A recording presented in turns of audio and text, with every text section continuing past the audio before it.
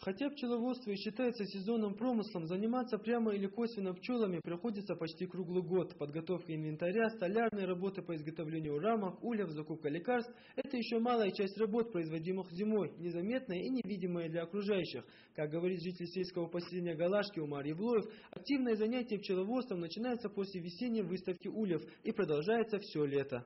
У них сейчас самый ответственный момент, они тащат пыльцу.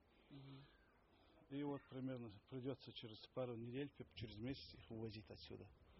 Хоть дуй, посмотрим. Нужно маску. Надень маску. Да, обязательно.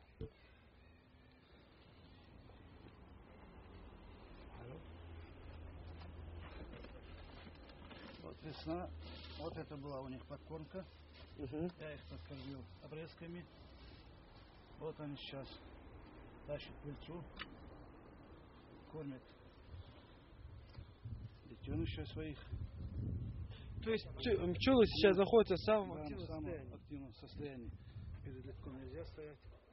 Да, пока они вот на 5-6-7 рамах. Обычно перед выездом они должны быть уже на 15-16 рамах. Это уже называется полная семья. Превосходные вкусовые качества меда прекрасно сочетаются с его высокой питательностью и легкой усвояемостью человеческим организмом. Но важнее всего то, что мед является профилактическим и лечебным продуктом. Что это за мед? Этот от акации, этот липа, альпийские луга, разнотравье, двух сортов. А какие особенности этого меда? Ну, кому нравится акация по своему составу, а кому липа. Это от сердца, от всего, и акация по-разному. Кто сказал, что содержание пасеки чисто мужское занятие? Бывают и исключения из правил. И таким исключением является жительница сельского поселения Галашки Зарема Евлоева. Работать с ними надо, как с детьми маленькими.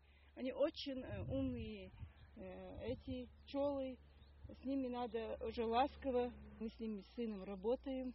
Мы в прошлом году вывезли эти 7 штук в Ставрополь. Из 7 штук я взяла продукции 2 фляга полных. 2 фляга меда, да? Да.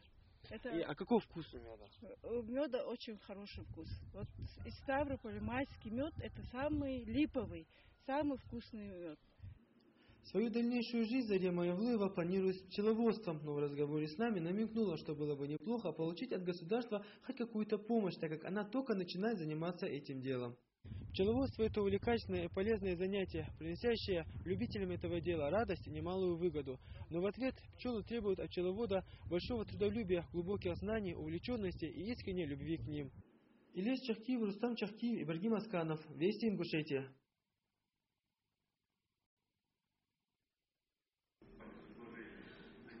На заседании депутатами парламента были рассмотрены и приняты различные законопроекты.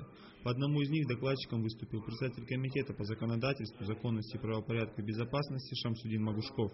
Законопроект о порядке проведения публичных мероприятий на объектах транспортной инфраструктуры, используемых для транспорта общего пользования. В первом чтении законопроект был принят. Предлагаем рассмотреть его во втором чтении. Отзывы от всех субъектов законодательной инициативы получены. Комитет предлагает принять данный проект закона и постановление к нему по второму чтению. Кто за это предложение? Исполняющий обязанности председателя комитета по экономической политике Саламу Алироев внес на рассмотрение законопроект о потребительской корзине в Республике Ингушетия. Потребительская корзина представляет собой некий набор товаров и услуг, необходимых для минимального удовлетворения потребностей граждан в течение года. Данный проект закона был инициирован главой нашей республики. Также мы получили заключение по данному проекту закона от всех субъектов законодательной инициативы. Составлена также таблица поправок. В данном законе определяется форма минимального набора продовольственных и непродовольственных товаров и услуг для основной социально-демократической группы населения. Проект закона, в принципе, подготовлен ко второму чтению. Комитет просит поставить его для принятия во втором чтении. Заместитель председателя Комитета Народного собрания Республики Ингушетия по законодательству, законности, правопорядку и безопасности Руслан Гагиев внес на рассмотрение законопроект о внесении изменений в закон Республики Ингушетия об административной ответственности за совершение отдельных правонарушений. Депутат пояснил, что разработка настоящего законопроекта обусловлена необходимостью приведения законодательства Республики Ингушетия об административной ответственности в соответствии с требованиями, установленными законодательством Российской Федерации. В этом законе, мы ранее принимали такой закон, просто мы вносим соответствующие изменения.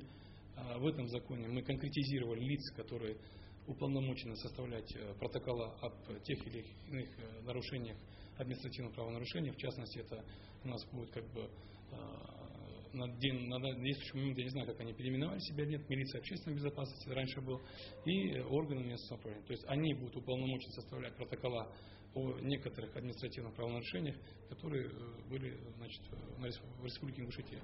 Ваши изменения приняли, да? Да, наши изменения приняли. Я бы хотел сказать, что там очень много интересных статей. Речь идет о том, что Кодекс административных правонарушений Российской Федерации, он, как бы, в него вносились соответствующие изменения, но отсутствовали некоторые нормативы, которые позволяли нам установить ответственность за правонарушение.